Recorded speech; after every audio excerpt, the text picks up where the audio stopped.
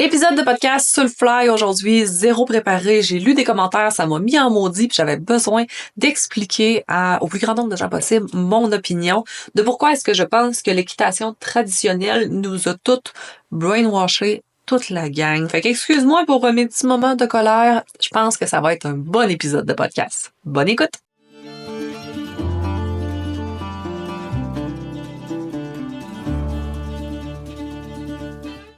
Bon matin tout le monde!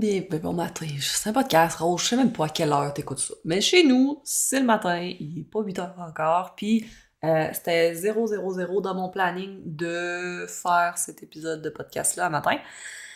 Je sais même pas en fait, on est rendu à combienième épisode de podcast, puis ben honnêtement, je m'en fous, parce que la réalité, là, c'est que j'ai dit il y a pas si longtemps que je ferais plus de podcast. En tout cas, que je prenais un break. J'ai dit ça il y a pas si longtemps, fait que dans le fond, je vous ai menti parce que me voilà ce matin. J'ai même pas de plan, honnêtement, pour cet épisode de podcast-là. J'ai écrit 2-3 lignes juste directrices, mais tu sais, d'habitude, j'ai toujours un plan structuré. Puis là, honnêtement, pas partout. C'est vraiment sur le fly que je fais ça parce que j'ai lu encore des commentaires ce matin, puis ça m'a mis en maudit. Pas en maudit. Ah oui, en maudit. En tout cas, ça a généré des émotions. Je démêlerai ces émotions-là plus tard, on s'en fout un peu. Mais ça a généré des émotions, puis là, j'étais comme, bon, comment je fais pour réagir à ces commentaires-là? J'aime beaucoup faire des lives. Si vous me connaissez depuis plusieurs années, vous le savez que fut un temps où je faisais des lives à toutes les semaines, même plusieurs fois par semaine.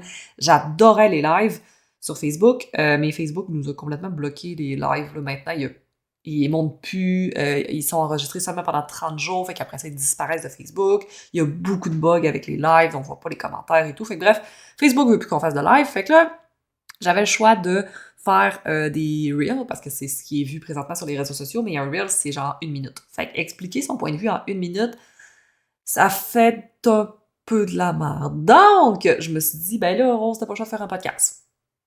Fait que me voilà, c'est ça que je fais ce matin. Pourquoi j'avais dit que je ferais plus d'épisodes de podcast? Je trouve ça intéressant de vous en parler, parce que je l'avais pas dit haut et fort, mais je l'avais nommé à quelques personnes, puis à toutes les fois que je le disais, c'était comme non, jamais fou les podcasts, je veux que tu continues.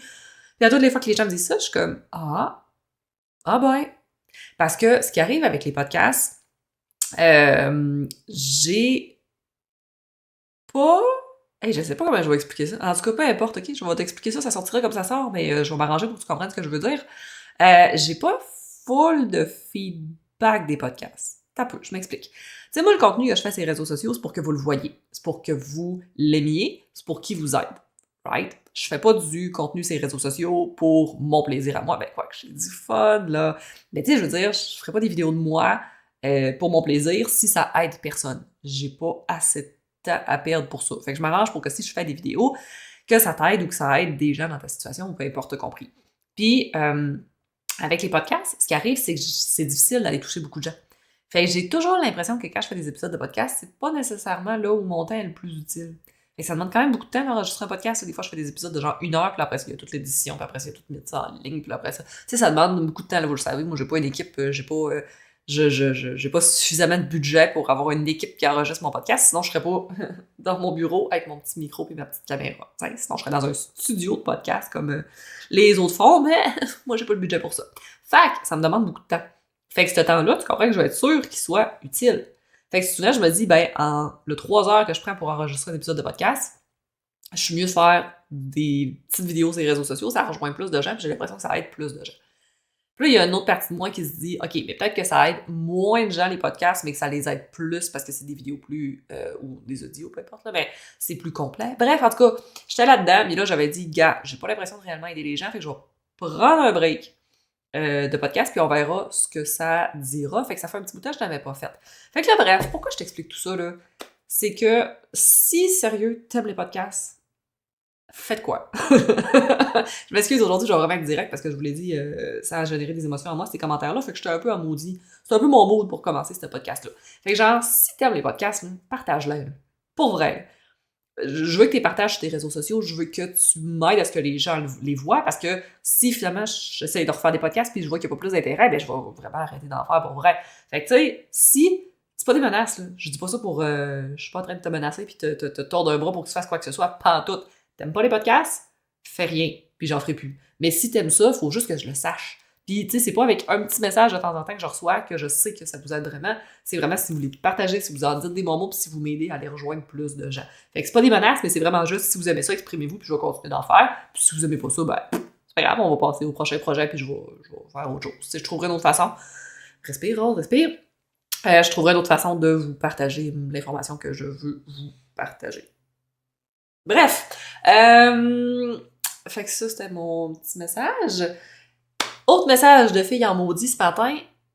C'est rare que je dise ça. En fait, c'est pas rare. Je pense que j'ai jamais dit ça. Mais là, je te le dis.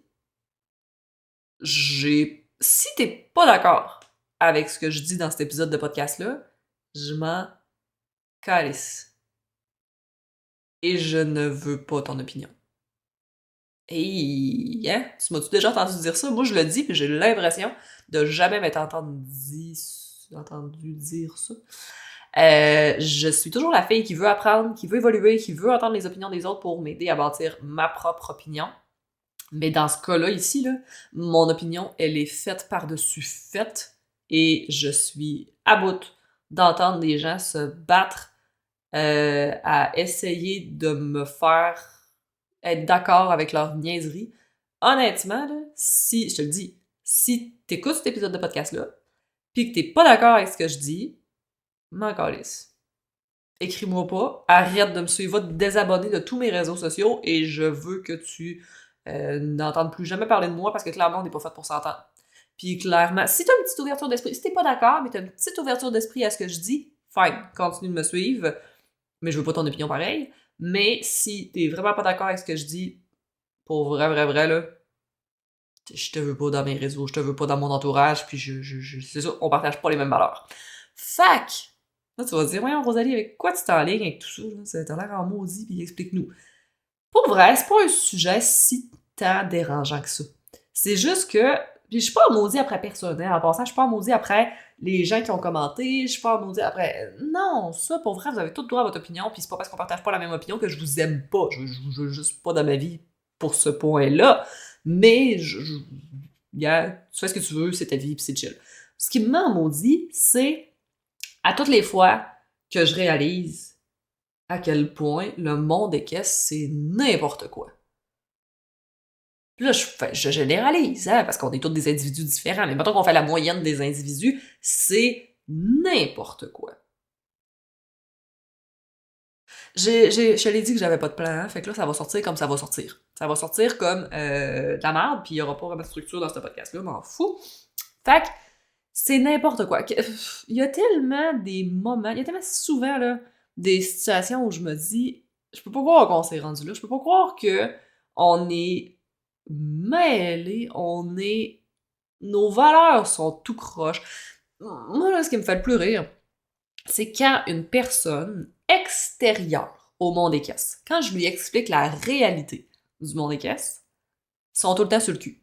Les gens en dehors du monde des caisses sont plus conscients des normes puis des choses qui font du sens, qui sont éthiques pour les chevaux, que les gens dans le domaine des caisses. Mettons là que tu parles à quelqu'un qui est zéro dans le monde des chevaux, puis tu lui dis « Ah oui, les chevaux de cours passent leur vie au box. Ouais, non, ils sont toujours au box, puis hein? Ils vont pas dehors? Oh, ils vont dehors à peu près 1 heure par jour, là. 1 heure par jour?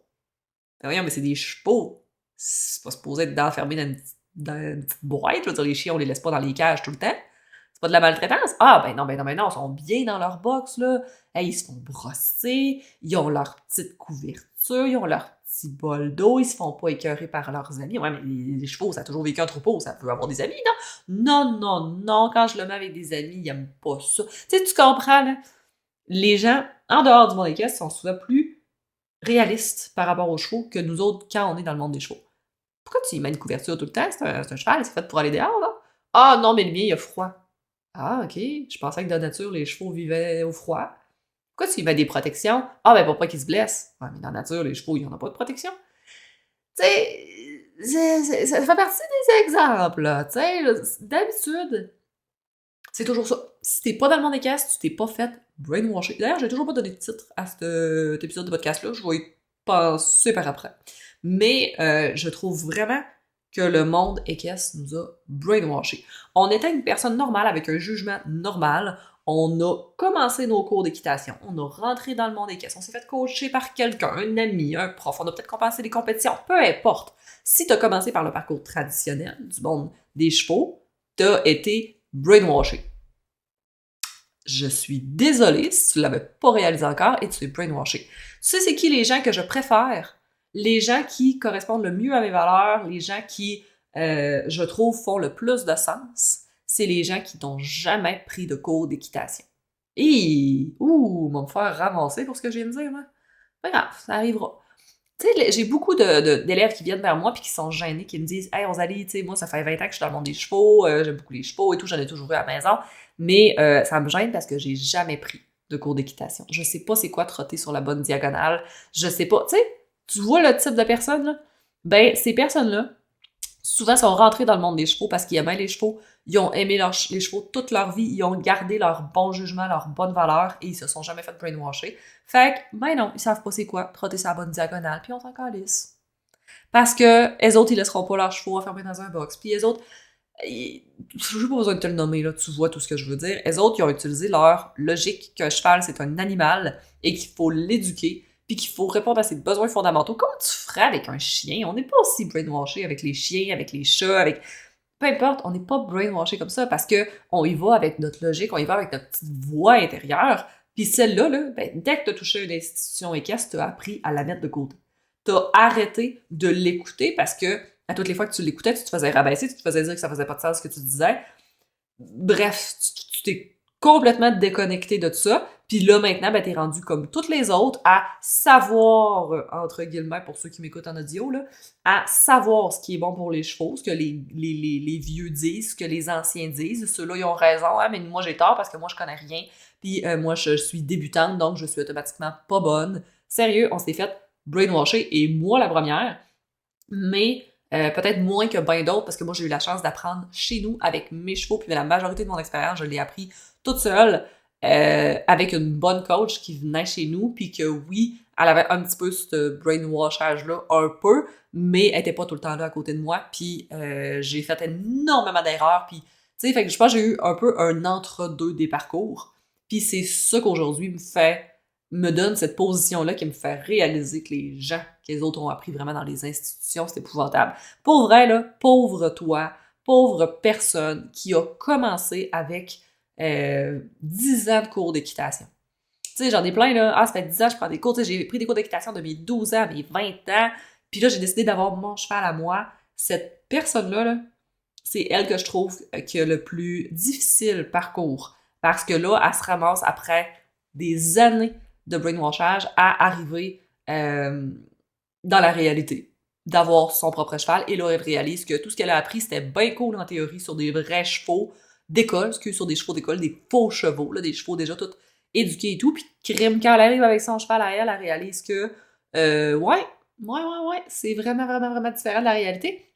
Fait que cette personne-là, elle doit repartir de zéro. Franchement, là, elle doit repartir de zéro, elle doit complètement réapprendre, elle doit apprendre c'est quoi un vrai cheval, puis elle réalise que dans le fond, c'était très cool l'équitation, mais que c'est vraiment, vraiment différent d'avoir son cheval à soi. Bref, je suis partie d'un délire. C'est pas vraiment le but du podcast aujourd'hui. Ben oui, c'est le but, là, mais c'est... c'est la fondation, OK? J'étais pas censée m'éterniser autant sur ce point-là. Bref, hey, on allait, c'est quoi la vidéo qui t'a mis en maudit après, genre, 15 minutes de podcast? Ça serait le temps que je commence à t'en parler. Mais je vais prendre une gorgée de café parce que je l'ai commencé puis je sens qu'il va devenir froid avant que j'aie le temps de finir ce podcast-là. Bref. La vidéo qui m'a mis en maudit, honnêtement, si tu me suis sur les réseaux sociaux, tu le sais, parce que cet épisode de podcast-là va être publié bientôt, vraiment pas tard, puis t'as vu les dernières vidéos que j'ai postées. J'ai mis dernièrement une coupelle de avant-après. J'aime ça faire ça. Tu sais, des vidéos de mes élèves quand ils ont commencé mon accompagnement, puis mes élèves quand on a résolu leurs problématiques grâce à mon accompagnement. Fait que j'en ai pas beaucoup, des vidéos avant-après, parce que je prends pas le temps d'en faire beaucoup, là. C'est pas mal la première raison. Deuxième raison, c'est que souvent, c'est malaisant pour les élèves. T'sais, c'est pas tous les élèves que ça leur intéresse de montrer publiquement leurs difficultés avec leurs chevaux.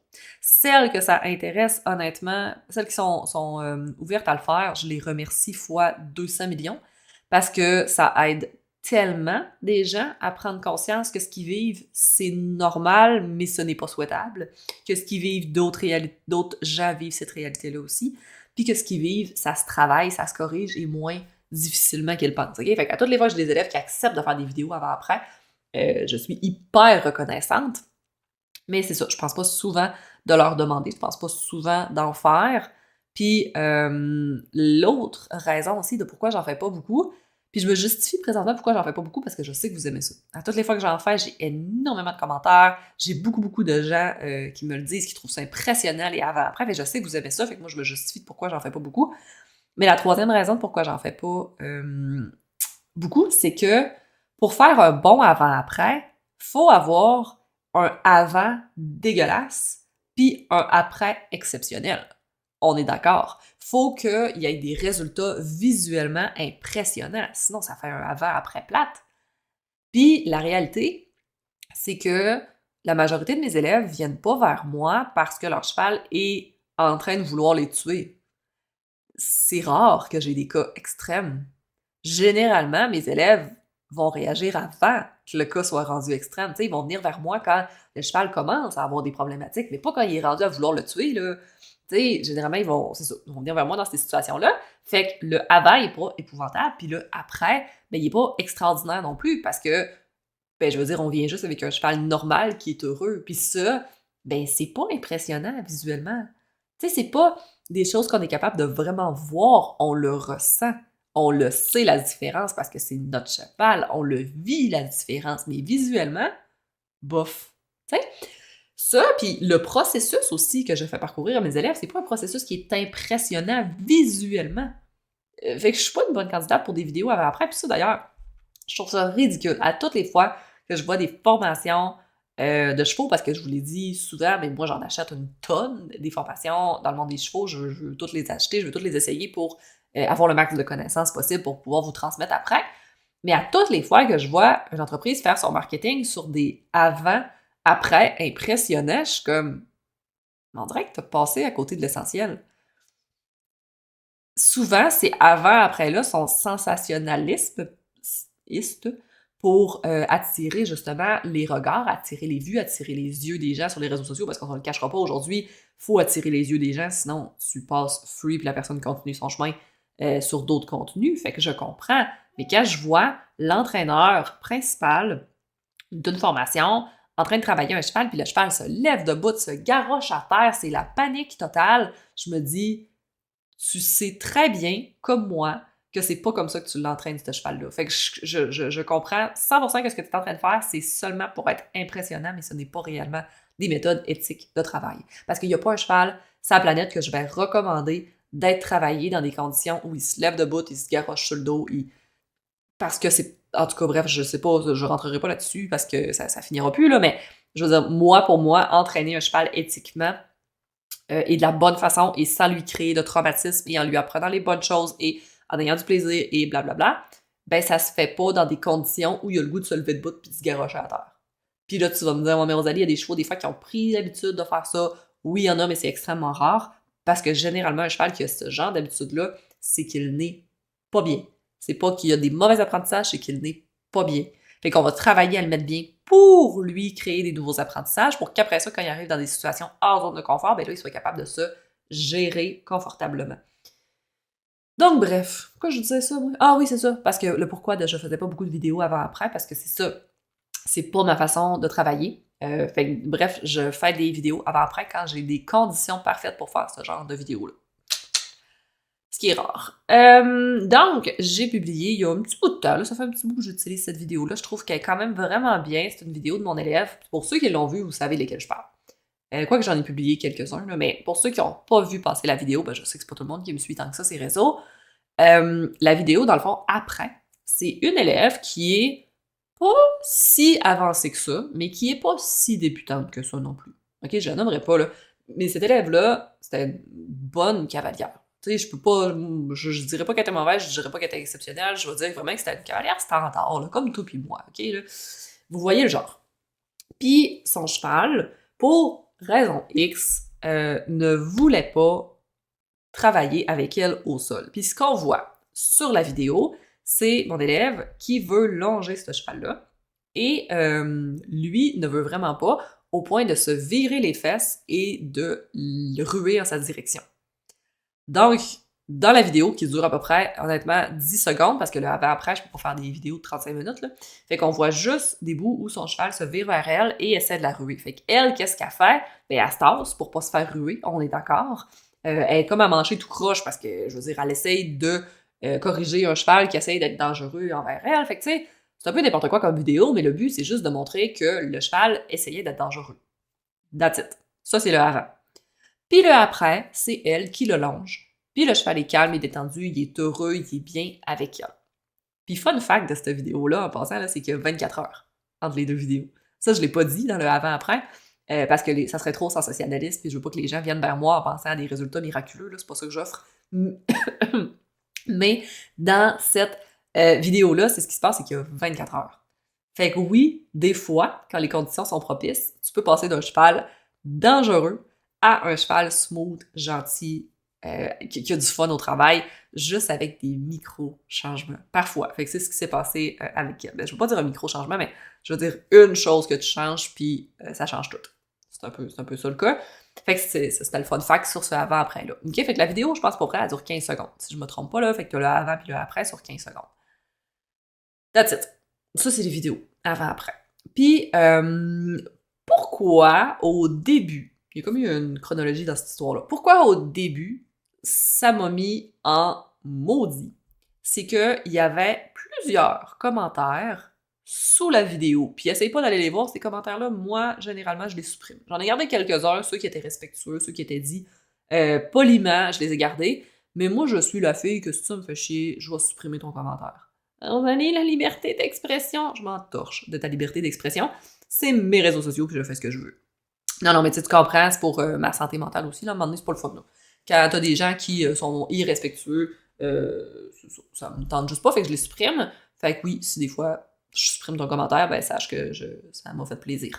Les commentaires, dans le fond, que les gens disaient sous la vidéo, puis que là, m'ont vraiment fait capoter. Des gens qui disaient « C'est normal que le cheval réagisse comme ça. As-tu vu sa position? As-tu vu comment elle demande à son cheval de longer? C'est normal que le cheval réagisse comme ça. » Réalises-tu, là? Est-ce que tu réalises comment c'est épouvantable ce qu'ils sont en train de dire? Non? Moi, de le faire réaliser. Si tu le réalises pas, c'est correct. Je suis là pour ça. Est-ce que il y a quelque chose qui peut justifier qu'un cheval soit dangereux envers un humain? Non. Honnêtement, non.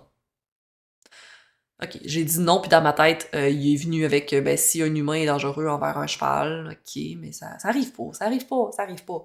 Le cheval pèse 1 tonne, une demi-tonne, peu importe, ok? C'est un animal énorme qui peut te tuer n'importe quand. C'est ça la réalité. Si ton cheval veut te faire mal, il va te faire mal. Il peut te tuer. Des accidents de chevaux, il y en a eu, là. Puis il y en aura encore. Puis des gens qui sont morts à cause de des chevaux, il y en a eu. Puis des gens qui sont quadraplégiques, puis des gens qui ont perdu une main, puis des gens... Un cheval, là, on est un peu débile, toute la gang, de triper sur les chevaux. Parce que, honnêtement, c'est hyper dangereux. Je viens de m'auto-traiter de débile. C'est super dangereux. Donc, est-ce qu'on peut tolérer qu'un cheval ait un comportement dangereux envers un humain? Jamais de la vie! Hey, grosse bebite pleine de muscles qui peut garrocher ses sabots dans toutes les directions, qui peut te mordre à t'arracher la tête, qui peut... Bon, j'exagère, là, mais tu comprends que si un cheval... On est chanceux que les chevaux soient fins, en fait. On est chanceux que les chevaux soient des animaux doux, soient des animaux craintifs. Ils ont vraiment la personnalité parfaite pour faire ce qu'on fait avec eux. C'est pour ça qu'on le fait, justement, parce qu'on a réussi à les éduquer puis à travailler avec eux, à développer une belle équitation parce qu'ils sont doux, qu'ils sont profondément gentils, qu'ils sont profondément naïfs. Si les chevaux connaissaient leurs forces, si les chevaux savaient que en étant dangereux, ils n'étaient pas obligés de travailler avec nous, on n'aurait pas réussi à développer l'équitation comme on l'a développé jusqu'à aujourd'hui. Ça, on s'entend. Fait que les chevaux sont hyper gentils. Mais est-ce qu'on peut accepter un cheval qui ne serait pas gentil envers un humain? Non, jamais de la vie. Tu pourras pas mettre ta sécurité en jeu pour entraîner un cheval. C'est un comportement qu'on ne tolère pas. Puis là, tu es en train de me dire que parce que ta position n'est pas parfaite, ça justifierait que ton cheval ait un comportement dangereux. T'es pas en train d'être dangereux envers lui. T'es même pas en train d'être désagréable. T'es pas en train de lui faire rien de mal. T'es juste mal positionné par rapport à lui et ce serait OK qu'il essaye de te tuer. Voyons donc, ça va-tu? Ça va-tu? Puis il y a vraiment des gens là que j'essayais de poser des questions, juste être sûr, on se comprend-tu? On parle-tu le même langage? Parce qu'on dirait que ça fait pas de sens ce que tu es en train de me dire. Puis, ouais, il était 100% convaincu de ce qu'il se disait, là. Non, mais à quel point on s'en calisse de ta position? À quel point c'est un détail insignifiant? Puis là, mettons que tu viens pas du monde des cours d'équitation, OK? Mettons que tu viens pas de tout ça, puis tu te dis, mais c'est quoi, Rosalie, la bonne position par rapport à l'ongée? Honnêtement, il y en a pas, tu viens de comprendre. Mais celle qu'on essaie de t'enseigner dans les cours d'équitation, là, je vais faire le visuel pour ceux qui sont en caméra, puis je suis désolée. Pour ceux qui sont en audio, puis qui, si vous voulez, hein, YouTube, tu vas sur YouTube, tu vas voir la vidéo. Mais dans le fond, tu sais, quand tu longes un cheval, ben, veux pas, il tourne autour de toi. Mettons que mon nez, c'est moi. Ton cheval, il tourne autour de moi, OK? On est d'accord. Mais toi, ce que tu veux... Je prendrais pas mon nez, parce que lui, il peut pas bouger. Je vais prendre mon autre main. Je sais pas. J'ai dit quelque chose. Je cherche des objets. Ça, c'est ton cheval, ça, c'est toi, OK? Toi, t'es le bout du crayon. Bon, ben ton cheval, lui, il tourne autour de toi, puis toi, ben, il faut que tu tournes autour de lui, OK? Fait que si ça, c'est sa tête, puis ça, c'est ses postérieurs, bon, ben, le dicton dit que toi, tu dois te positionner au niveau des épaules, OK? Fait qu'à peu près à un tiers du cheval, donc où sont ses épaules, que tu dois mettre ton énergie, donc toujours pointer vers ses épaules ou vers son derrière de sangle, peu importe, pas vers la même place, puis que tu dois tourner en même temps que ton cheval. Fait que ton cheval tourne, toi tu tournes en même temps que lui pour toujours être positionné comme ça et tu devrais faire une pointe de tarte. Donc ta longe devrait être de la tête à toi et ta chambrière devrait être des postérieurs à toi. Fait que ça ferait comme un triangle puis toi ton nombril pointe toujours vers son épaule. Fait que ça serait la belle théorie pour bien longer un cheval. C'est n'importe quoi. On s'en calisse. Bref, avec ça serait ce que les cours d'équitation essayent de t'enseigner. Et donc, tu comprends que pourquoi les gens disent que le cheval dans la vidéo est dangereux envers sa cavalière, c'est parce qu'elle n'est pas dans cette bonne position de pointe de tarte avec son nombril qui pointe vers ses épaules. Donc, parce que ton nombril pointe pas dans la bonne direction, ton cheval peut se justifier d'être dangereux envers toi? For real? OK. J'ai trop de choses que je veux dire par rapport à ça, puis ça s'entrechoque dans ma tête. Ton cheval, là, quand il est né, il sait rien. Toi, tu vas passer ta job d'entraîneur, parce que si on dit que tu as un poulain puis tu décides de le débourrer toi-même puis que tu l'entraînes et tout, ben ta job d'entraîneur, c'est de lui apprendre tout. Ce qu'il sait, c'est ce qu'il a appris de naissance. C'est ses instincts, c'est ce que sa mère lui a appris. Il est capable de marcher, il est capable de manger, il est capable de bouger, il est capable d'être un cheval. Maintenant, tout ce qui est interaction avec un humain, tout ce qui est entraînement, tout ce qui est équitation, c'est à toi de lui apprendre. C'est ta job. C'est ta job. Si tu décides d'apprendre à ton cheval de longer seulement quand tu es dans la bonne position, si tu veux, c'est ton cheval, fais ce que tu veux. Tu peux, OK? Mais est-ce que ça va justifier qu'il puisse être dangereux envers toi si t'es pas dans la bonne position cette journée-là? Sérieux? Ça pourrait justifier ça? Non. Moi, je te le recommande pas. Je te le recommande vraiment pas. Parce que, je veux dire, tu veux pas mourir, puis tu veux pas mettre la vie de personne d'autre en jeu, OK? Fait que ça serait stupide. Est-ce que... bon. OK, t'as peu. Je m'arrête là. Ça, c'était la première vidéo. Puis là, quand ça m'a mis en maudit, ce que j'ai fait, ben, c'est que j'ai fait une vidéo pour répondre à cette vidéo-là. En expliquant exactement ce que je viens d'apprendre. C'est qu'il n'y a pas de position magique pour longer. Toi, tu décides comment tu longes ton cheval. Mais peu importe, il n'y a rien qui va justifier qu'un cheval soit dangereux. Puis dans la vidéo, ce que je dis, c'est ta position, on s'en calisse. Parce que toi, tu apprends ce que tu veux à ton cheval. Si tu veux apprendre à longer de dos, là, tu peux.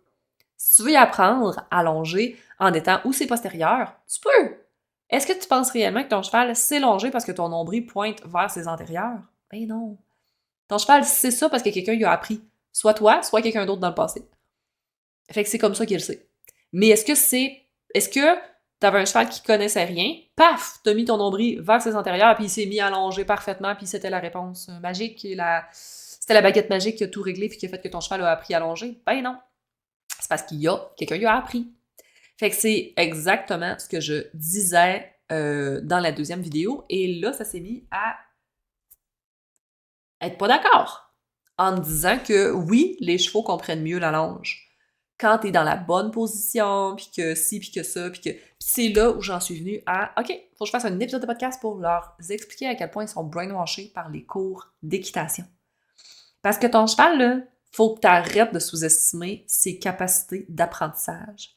Ton cheval, il est capable d'apprendre à être longé si tu pointes ton nombril vers ses antérieurs. Il est capable d'apprendre à longer si t'es devant lui. Il est capable d'apprendre à longer si t'es à côté de ses postérieurs. Ton cheval est capable d'apprendre n'importe quoi.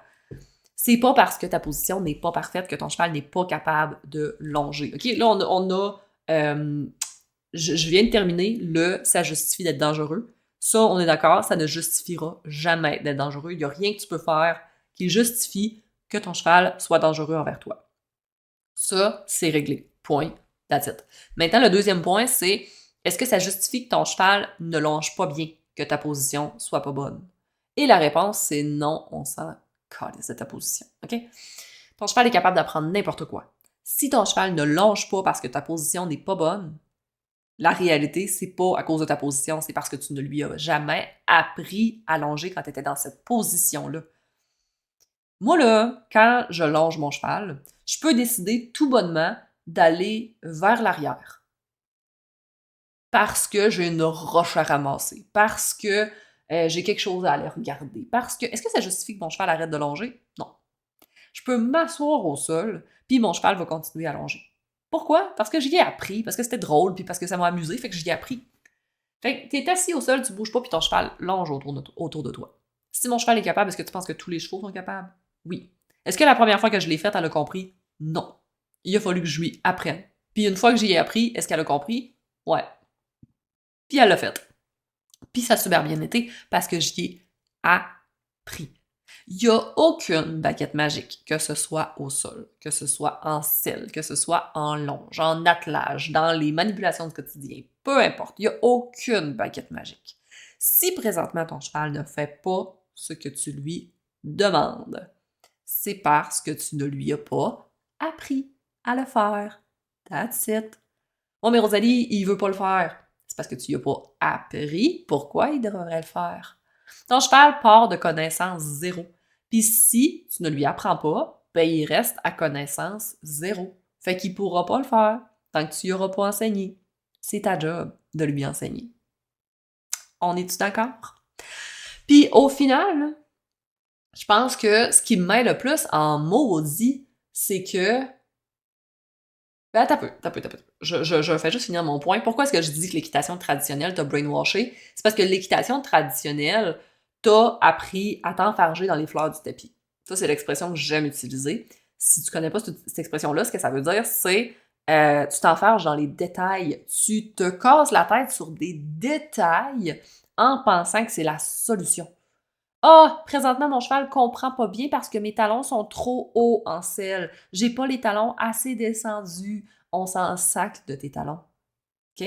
On s'en fout. Si ton cheval comprend pas ta demande, non, t'as peu. Si toi, tu déciderais, pour une raison X, de monter avec les talons dans les airs, ce que je te recommande pas, mais tu pourrais. On s'en fout, tu pourrais, là. Ben, si toi, tu décides de le faire comme ça, puis que ton cheval comprend pas tes demandes parce que tes talons sont dans les airs, c'est pas parce que tes talons sont dans les airs. C'est parce que tu ne lui as pas appris à répondre à tes demandes avec des talons dans les airs. Tu me suis-tu? Ton cheval est capable d'apprendre n'importe quoi et ce n'est pas parce que tu n'as pas la position que Cheval Québec que les profs d'équitation t'apprennent. C'est pas parce que tu n'as pas cette position-là que ton cheval ne le fera pas. C'est parce que lui l'a appris d'une façon ou l'a pas appris et toi, maintenant, tu dois lui réapprendre à ta façon. Fait que ta position, là, il y en a peut-être qui sont bien choqués par ce que je viens de dire, les talons dans les airs. Voyons donc, Rosalie, les talons, c'est descendu. Ça, c'est du brainwashage. OK? T'as peu. Laisse-moi finir mon idée avant de faire ton opinion. Laisse-moi finir mon idée. Je suis d'accord qu'une bonne position aide. Pourquoi est-ce qu'une bonne position... Pourquoi est-ce qu'on t'enseigne la position, que ce soit au sol, en longe, en selle, peu importe? Pourquoi est-ce qu'on te l'apprend? C'est que ta position va t'aider. Va t'aider à faire des demandes efficaces. Donc, pourquoi, par exemple, les talons sont descendus en selle? C'est pour t'aider à rester bien en selle. Okay? Donc, t'aider à rester en équilibre dans ta selle. C'est la même chose pourquoi il y a une certaine longueur d'étrier. C'est la même chose pourquoi on ne veut pas être penché les épaules vers l'avant ou vers l'arrière. C'est vraiment pour être efficace, être confortable, être capable de ne pas nuire à ton cheval. Tu sais, il y a des raisons d'efficacité. Maintenant, si toi, parce que des fois, on m'a déjà dit, quand je donnais des cours d'équitation, on m'a déjà dit, je ne peux pas monter à cheval parce que j'ai des problèmes avec les chevilles et je n'arrive pas à les descendre suffisamment. Donc, tu es en train de me dire que tu te prives du plus beau sport au monde, tu te prives de ta passion parce que tu ne peux pas descendre tes talons. Mais monte à cheval avec les talons en l'air, on s'en fout. Oui, tu vas être moins efficace. Pas grave, qu'est-ce que ça fait? Monte à cheval, let's go! Puis tu vas vivre du jugement, bien sûr, parce que tout le monde est cassé brainwashé, puis tout le monde aime ça juger les autres. Mais on s'en calisse, toi, tu vas vivre ta passion, tu vas être heureuse, tu vas faire le plus beau sport au monde. Vous me suivez-tu? Si tu es capable et que tu as envie d'avoir une bonne position, je te la recommande. Fais-les! Fais-les! Mais si tu es débutante, là, puis que présentement, tu t'empêches de monter à cheval, ça te décourage, c'est trop de stress pour toi, enlève-toi tout ce stress-là, monte avec ta position tout croche, mais monte, prends plaisir dans l'équitation, aie du fun, OK? Moi, les gens qui viennent vers moi, là, c'est des femmes souvent qui sont anxieuses ou des fois commencent l'équitation puis ils trouvent que c'est beaucoup, tout ça. Puis c'est à ceux-là que je m'adresse. Si t'es avancé en équitation, je te dis pas d'avoir une position tout croche. C'est pas ça que je te dis, pas en tout. Je te dis juste que si présentement c'est too much pour toi, que c'est stressant, que c'est difficile, que, hey, enlève-toi, là, une couche de stress, OK? Enfarge-toi pas dans les fleurs du tapis, enfarge-toi pas dans les détails. Monte en ayant du plaisir, en ayant un cheval sécuritaire, en lui apprenant ce que tu veux. Ça, c'est obligatoire. Ça, c'est obligatoire que tu sois débutante ou peu importe. C'est là-dessus que tu dois te concentrer. Sur ce que ton cheval comprenne ce que tu veux lui dire. La relation avant tout. La position, ça passe après. OK? Avoir un cheval heureux, avoir un cheval qui comprend ce que tu veux, avoir toi qui es heureuse, à toi qui comprends ton cheval. OK? Mes 3 piliers, c'est toujours les mêmes. Hein? Ça ne changera pas. Les piliers de la relation, une relation qui est équilibrée, une relation de confiance, ça, c'est toujours prioritaire à une équitation qui est efficace. Quand je te dis que l'équitation t'a brainwashé, là, c'est parce qu'on t'a appris à trotter sur la bonne diagonale avant de t'apprendre comment aller bien chercher un cheval au champ. Comment rendre un cheval heureux. Tu sais même pas comment un cheval mange, tu sais pas son alimentation, tu sais pas ses instincts, tu connais pas le cheval, mais tu sais reconnaître si un cheval galope sur le bon pied, par exemple. What the fuck? On est complètement mêlés, on n'a aucune structure logique. On s'est adapté à ce que le monde équestre voulait qu'on comprenne, voulait qu'on fasse, voulait qu'on soit. On est devenus ces personnes-là et on a perdu notre logique. Prioriser l'équitation avant le cheval, pour moi, c'est épouvantable. En tout cas, bref. Je m'en allais sur un sujet avant de dire que l'équitation nous avait brainwashé, mais peu importe, OK? Je trouve juste qu'on met plus nos valeurs aux bonnes places dans le monde des caisses. Puis heureusement, ça change. Là. Heureusement, j'ai une tonne de filles qui me rejoignent, qui sont coachées par moi. Puis, tu sais, présentement, on est plus de 650 dans ma communauté. Fait que dans les 5 dernières années, il y a plus de 650 personnes que j'ai coachés de façon intensive, puis maintenant, ils baignent dans mon univers et moi, je suis entourée de ces personnes-là. Ça me nourrit énormément parce que c'est des filles qui partagent mes idéologies, qui partagent mes valeurs, puis qui, selon moi, se dé-brainwash tranquillement. OK? Mais à toutes les fois que je fais une petite excursion dans le monde équestre traditionnel, j'en ressors traumatisée. J'avais justement le goût de te donner un autre exemple parce que, au final, ce que je trouve épouvantable dans toute cette histoire-là, dans tout, tout le pourquoi ça m'a mis en maudit cette histoire-là, c'est que, à la base, là, moi, j'ai montré une vidéo avant, après, d'un cheval qui était dangereux, d'un cheval qui était malheureux, d'une propriétaire qui se faisait mettre en danger, donc une situation vraiment problématique, et le après, un cheval heureux, une cavalière heureuse, un travail qui est harmonieux, qui n'est pas parfait, mais qui est harmonieux. C'est ça qu'il faut remarquer dans la vidéo. Pas que sa position n'est pas parfaite. Ça, c'est s'enfarger dans les détails inutiles, c'est s'enfarger dans les fleurs du tapis. OK? Fait que on a complètement passé à côté du message de ça. On a complètement passé à côté de l'important dans la situation pour aller vers un détail inutile. Puis j'avais le goût de te donner un autre exemple qui m'a... je le garde toujours en tête, cet exemple-là, parce que ça illustre bien, je trouve, comment c'est du n'importe quoi. Il y a quelques... Puis je pense que j'en ai parlé il n'y a pas si longtemps, je m'excuse, je me répète, mais il n'y a pas si longtemps, là, il y a 2 ans, j'avais décidé que l'hiver, j'allais débourrer Easy à l'attelage. OK? J'avais décidé qu'on allait faire ça. Fait que là, j'avais documenté tout le processus sur mon groupe Facebook à ce moment-là. Et à un moment donné, tu sais, là, on la débourre, on la désensibilise à l'équipement. Vraiment, là, qu'elle soit bien à l'aise. On a fait plein de longes avec l'équipement, tout est beau. J'ai commencé à mettre du poids sur les traits pour qu'elle commence à se faire tirer un petit peu sur le poitrail. Tu sais, j'ai commencé tout ça. Puis là, fut un temps où je veux pas l'atteler tout de suite parce que je la sens pas prête, mais j'ai le goût qu'elle commence à avoir quelque chose derrière elle. J'ai le goût qu'elle commence vraiment à avoir beaucoup de poids, à tirer réellement quelque chose. Fait qu'on s'est fait une journée entre amis où j'étais en selle avec Izzy pour avoir un bon contrôle. Je lui ai mis tout simplement une partie de l'équipement d'attelage, puis j'avais des amis qui étaient en traîneau à l'arrière, qui se tenaient pour, dans le fond, imiter d'avoir quelque chose à l'arrière d'elle, d'avoir du bruit à l'arrière d'elle, du mouvement, mais aussi justement d'avoir tiré un poids. Puis pourquoi c'était plus sécuritaire d'y aller comme ça, c'est que si jamais la jument panique, mais moi je suis en selle, fait que je peux la calmer de la façon qu'elle est habituée que je le fasse. Et mes amis peuvent lâcher aussi. Fait qu'elle n'est pas coincée avec quelque chose vraiment qui lui fait peur. On est capable de vraiment ajuster la situation.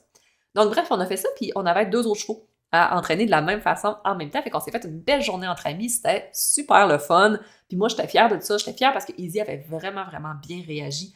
Cette journée-là, j'étais fière du travail qu'on avait fait. Fait que j'ai mis une vidéo sur les réseaux sociaux. Et des commentaires que j'ai eus. J'ai eu plein de bons commentaires parce que je vous aime, puis vous êtes adorables, puis vous êtes... je vous aime tellement, vous avez même pas idée comment je vous aime. Et maudit... Je te l'ai dit, hein, ça faisait longtemps que j'avais pas fait de podcast. Je trouvais que mon application buguait un petit peu ce matin, mais je lui ai quand même fait confiance. Et quand je suis arrivée pour éditer mon podcast, 30 minutes plus tard, ben j'ai réalisé qu'il manquait 10 minutes de la fin, qui ont disparu. Impossible à retrouver. Donc voilà, me voilà à Rosalie 30 minutes après, à devoir faire une nouvelle fin à cet épisode de podcast-là parce que, je veux publier. Puis je veux qu'il y ait une fin qui fait du sens. Fait que je vais juste... c'est plate parce que j'avais 10 minutes, t'avais 10 ans probablement bien des belles affaires que j'ai tout oublié. Mais je vais au moins finir mon anecdote avec Izzy. Donc, ce que je t'expliquais, en fait, c'est que à ce moment-là, c'est ça, on passait une belle journée avec Izzy dans le débourrage et tout, puis ça allait bien. Puis moi, j'ai mis une vidéo naïvement sur les réseaux sociaux pour partager ma fierté, partager cette belle jument-là que j'étais donc fière de sa réaction et tout.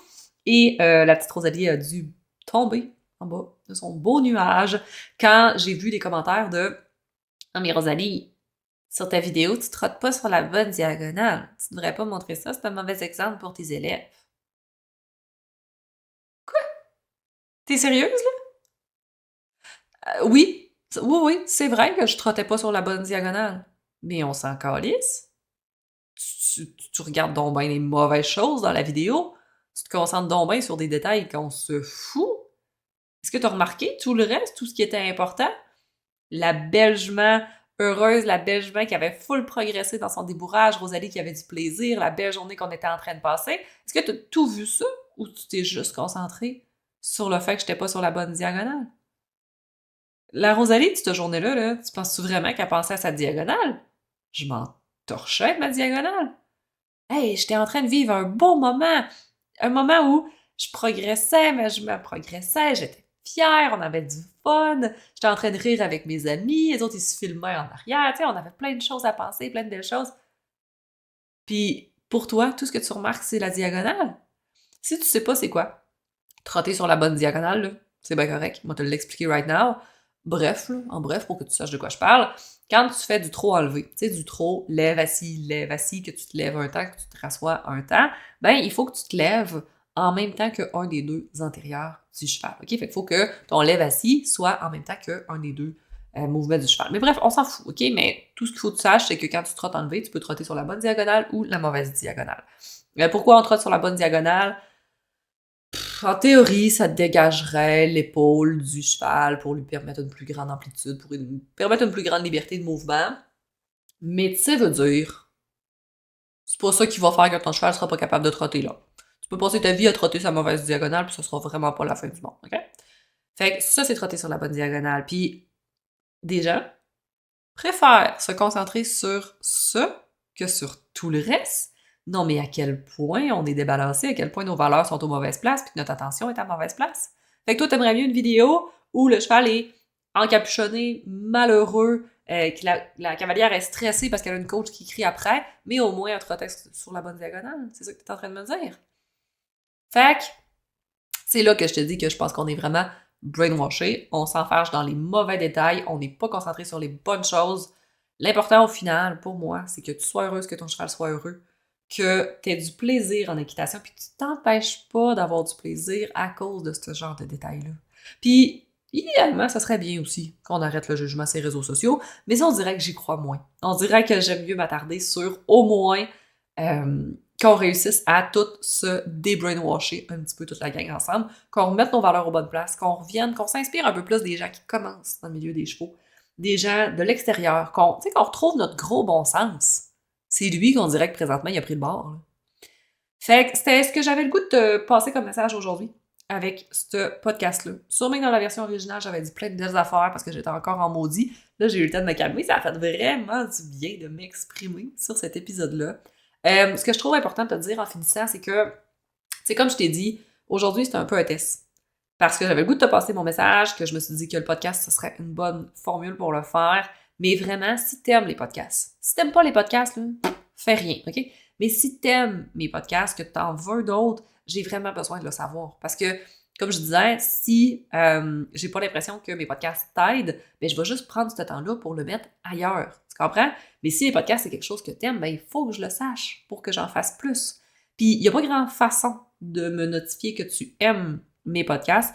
Honnêtement, la seule façon que je vais vraiment m'en rendre compte, c'est si tu partages les épisodes de podcast sur tes réseaux sociaux. Puis quand je dis de les partager, c'est de prendre cet épisode-là ou n'importe quel autre épisode, puis de le partager sur tes réseaux. Parce que sinon, il n'y a pas vraiment d'autres actions tangibles que tu peux faire pour que vraiment je sache que tu aimes les podcasts puis que tu veux en entendre plus souvent. Fait que, comme je te dis, si c'est pas quelque chose que t'aimes puis t'en veux pas nécessairement plus, c'est bien correct, fais rien puis je vais le savoir comme ça. Mais si c'est vraiment quelque chose que t'aimes puis tu souhaites en avoir plus puis c'est quelque chose qui t'aide, n'hésite pas à me le faire savoir avec des actions comme ça que je peux vraiment, vraiment voir, là, tu sais, fait qu'hésite pas à me taguer non plus, tu peux commenter en dessous des posts que je fais, donc tout ça, ça va me dire que c'est vraiment quelque chose que t'aimes, puis ça va me faire plaisir de t'en faire d'autres. Fait que sur ce, écoute, je nous souhaite un prochain épisode de podcast, mais on verra. Sinon, ben écoute, va t'amuser avec ton cheval, va en profiter, fais une petite introspection pour voir où est-ce que tu te situes par rapport à ce brainwashage-là, voir si c'est un travail à faire sur toi-même. Puis n'hésite pas à m'écrire si jamais tu veux qu'on discute ensemble de ce sujet-là, ça me fait toujours plaisir. Fait que je termine cet épisode de podcast là comme ça, puis on se dit à très bientôt. Bye!